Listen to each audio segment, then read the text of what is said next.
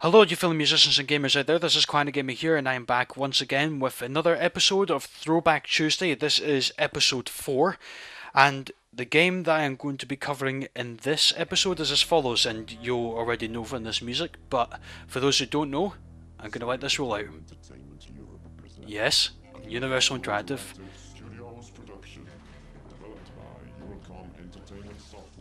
And yes, it is none other than Crash Bash.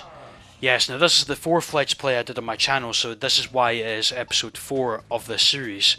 So, now, what I'm going to do, guys, when I'm going over the script is I'm going to do like a small tournament mode, which is going to be, well, I'm going to play as Koala Kong here, and I'm going to do the Crate Crush tournament mode, because that is my favourite tournament out of all the tournaments that I played. And I'm just going to do it on 3 cups on normal difficulty, so it's not too hard while I'm looking over the script. So anyway, without further ado, let's go for my script. So let's see. Now, my first impressions of the game are as follows. So back in 2002, I know I can't believe I remember that far back, 14 years ago, I first bought this game in 2002 when trading in old PS1 games. Now, I can't remember what those specific PS1 games were.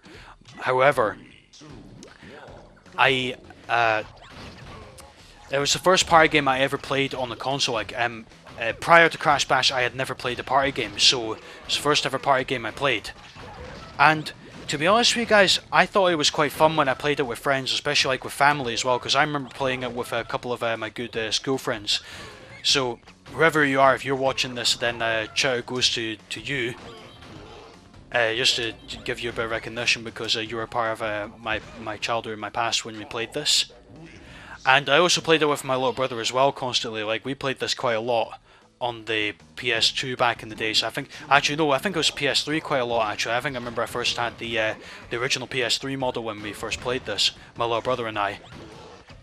And the adventure mode, just to comment on the adventure mode of this game, it can be fun at times. However, it can be frustratingly difficult, especially when it came to the relics, especially well, maybe not so much the gold relics, however the platinum relics are definitely frustrating, because it seems like the AI always teams up against you in those challenges, and you have to win them 3 times, so it's a lot more difficult than the gold relics, which are a good challenge in for my estimation. I mean, to be honest guys, I remember when going through this game on my own, I actually remember getting the platinum relics before, and I got like 163%. That's my best percentage, like legitimate, like on the console, instead of like, you know, using save states on an emulator. Okay, and I easily got that one there. Okay. So anyway, yes. So the adventure mode can be frustratingly difficult due to the gold and platinum relics. Because of that, the soundtrack in this reminds me of Crash Bandicoot 3, because the title theme is, well, it sounds exactly the same as Crash Bandicoot 3. And this upcoming theme here you're going to hear here, Space Bash, remix of the Future Frenzy Gone Tomorrow theme from Crash Bandicoot 3. So a pretty good remix there if you ask me. So the soundtrack reminds me of that. That's what I first thought on this, what I still think to this day. That's one thing about doing, guys. Instead of like, well, having like first impressions and current impressions in a separate category, both of them I might have in the same category. So like the soundtrack, when I first played, it reminded me of Crash Bandicoot 3, and it still does to this day. When I first played this game, that's those are my current impressions, and those are still my impressions of that. And what else is there? The story is good. Now, the reason why I say the story is good is because it's split into 2 different stories. Because you have your good story, which you can either play as Crash, Coco, Tiny, or Dingodile. Yes, you heard that right. You can play as Tiny or Dingodile, even though they're technically villains. The story is that Aku Aku and Uku Uku are fighting each other again. No surprises there. And they're wanting to find out who's the best in the world. And they wanted to hold like a contest, which therefore is Crash Bash. And Aku Aku's team consisted of Crash Bandicoot and Coco, and Uku Uku's team consisted of, well, everyone else. Cortex, Brio, Dingodile, Tiny, Rillaru, a new character who was never seen after Crash Bash, and Koala Kong. And Aku Aku said, to make this fair, you're going to have to give up to your team, and Uku agreed. He said, choose who you want. And Aku chose Tiny and Dingodile, like surprisingly, and I thought, I wonder why Aku Aku would choose the most recent villains over the old ones. Well, over the old one and the very new one. That seems kind of weird to me, but it's still good to have Dingodile and Tiny on the good team temporarily. Now this leads me on to my next point. I think they could have made this story mode better. Now, the reason why I say that is because in the interactive cutscenes before you enter the boss fights, you get these general cutscenes where Aku Aku says to the player, well done, you're going so far in the tournament, and to get to the next Warping you must defeat Papu Papu, for example. I think they could have made the cutscenes a lot more personal from my point of view.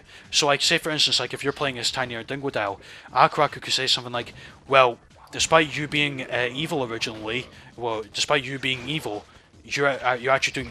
Well, okay, that was quite bad, but anyway, yeah.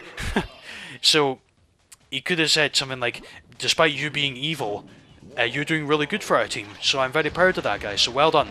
I still don't trust you guys, but I'm still hoping that you'll win this for our team. You're still displaying good team sportsmanship, which is what we're looking for. Something like that. Like, you know, just kind of a more personal cutscene with Dingodile and Tiny there. It's the same with Uka Uka and, like, you know, with some villains that have not been fully aligned with, like, Cortex, for example, like Brio. Like, you remember how in Crash Bandicoot 2 he was never aligned with Cortex fully, and then all of a sudden in Crash Bash they were best friends again? I know that that's for the sake of evil, but at the same time though, that could have been explained a bit better as well in Crash Bash. There were so many interesting developments they could have taken with the story, but sadly Unicom just never did that. Those are two examples of what they could have done to make the story more interesting. If any of you guys have ever got any suggestions, please leave in the comments below, because I'd be interested to hear your theories or suggestions on how to make the adventure mode in Crash Bash better in terms of the developing the story, in terms of the character's personality. So that's one thing, and that was one thing to get out of the way there.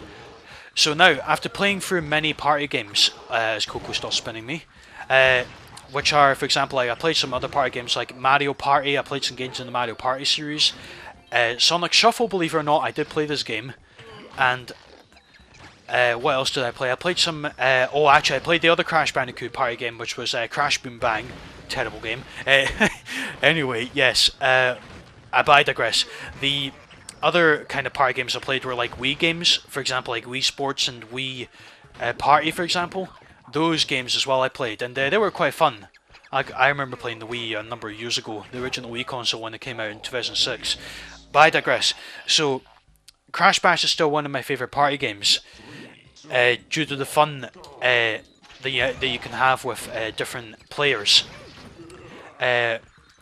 Especially like family members and friends, like especially like if your friends are being a bit drunk or something, or they're having a good time and they're not knowing how to play the game and they're just having a bit of fun, then, oh no, right, Cortex, you'll get away from me with that weight. I think that weight will stick perfectly over your big head. There we go. Just thought I'd say that. So yeah, it's one of my favourite games due to the challenge and difficulty of the game as well, especially the adventure mode, depending on what game you're good at, because there's some people who have got the relics legitimately, like in every game, which I absolutely commend and salute them for that, because they deserve a humongous cookie. That's one thing I say, a humongous cookie of whatever flavour they have of their choice. That's how badly they need to be rewarded for completing arcade mode, like legitimately. Well, not, what am I saying, arcade mode? Adventure mode, like fully. So that's definitely an achievement right there on the player's behalf there. Now the only thing I don't like about the adventure mode is that sometimes it can still be quite frustrating when getting the relics. It may be quite a challenging factor, but it can be frustratingly difficult, and it can cause quite a bit of anger reactions as well, which is not something you want a player to do. So anyhow, last section I want to come on to is question time, which is, and I've actually put that in text so you guys can read it in the video. Instead of me actually talking about it, I'm going to put it in the video itself, so that way you know what questions I'm going to ask you, so that way you can you'll know what to say in the comments, just to make it a bit more clearer. I'll put it twice, so not only will I state it in the video, or ask the question in the video, I'll put it in the comments below as well. Or sorry, not comments, in the video itself, so I'll edit this and put in like some text to put in the video there.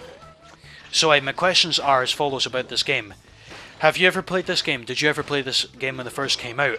And if so, what were your first impressions of it and what are your current impressions of it now? Because I quite like to hear your guys' perspectives of Crash Bash. Instead of just me going on about it, I quite like to hear your perspectives of it. Second game is, sorry, not second game. Second question is, what did you think of the game when you played it? Did you like it? And if so, what did you like about it?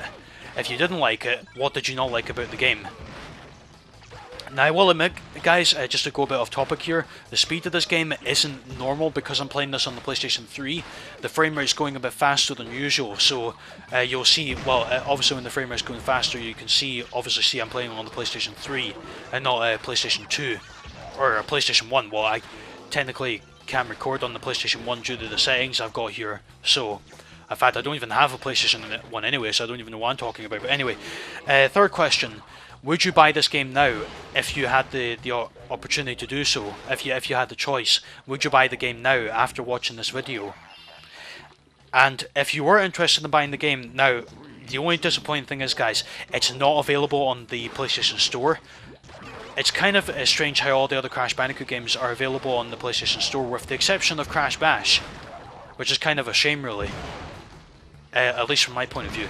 So the last question I have for you guys is, out of all the party games that you've played, what is your favourite party game of all time? And why is that? Like, why is your favourite party game? So now, I'm expecting some mixed answers in the comments. So I guess some people may say Mario Party, some people might say the Wii games were quite fun in terms of the party, but I'm expecting a lot of people to say Mario Party in the comments. Some people might say this game, or they might say Sonic Shuffle. I will say this much though, guys, and that's the end of the script, by the way, that I've got on my phone right here. I will say this much, to comment on Sonic Shuffle, at least it's a bit better, in my opinion, than Crash Boom Bang. Honestly, I played Crash Boom Bang and it was the probably, I'm going to go on the limb and say this, probably one of the worst Crash Bandicoot games I have ever played. I'm just going to say that right now. It's one of the worst Crash games I've ever played, in my opinion, because it wasn't fun at all. It was not like this game. It was like Sonic Shuffle, but it was much worse. Like, the objectives of the minigames were not clear in the slightest. That's what I didn't like about the Crash Boom Bang. So anyhow, now that I've completed this tournament mode, that is a perfect time to end this video off, guys. So thank you all very much for watching this first part of Throwback Tuesday, episode 4. And I will be back with part 2 of Throwback Tuesday quite soon, when I react to one of my old Crash Bash videos. Now I haven't chosen what video that's going to be yet, because I've done several videos of Crash Bash, so it's going to be interesting to see which one I pick out. So until then, guys, this is Clarinetgamer here signing off. I hope you enjoyed this video. Please feel free to like if you enjoyed the video, comment down below for your thoughts, and also please feel free to state in the comments as well about what you liked about the episode as well, and also any improvements I can make to the episodes in the future. And also I'd quite like to hear your thoughts on Crash Bash as well, like your throwback thoughts to Crash Bash, because I'd be quite interested to hear your thoughts. And also, if you enjoy my videos as well, guys, please feel free to hit that subscribe button. I really do appreciate the support coming in for the videos, guys. It's really well appreciated, and I really thank you very much for watching, coming by to watch this video. So thank you very much for watching, guys. This is Clarinetgamer here signing off. Hope you all have a great day wherever you are, and I shall speak to you later. Till then, goodbye.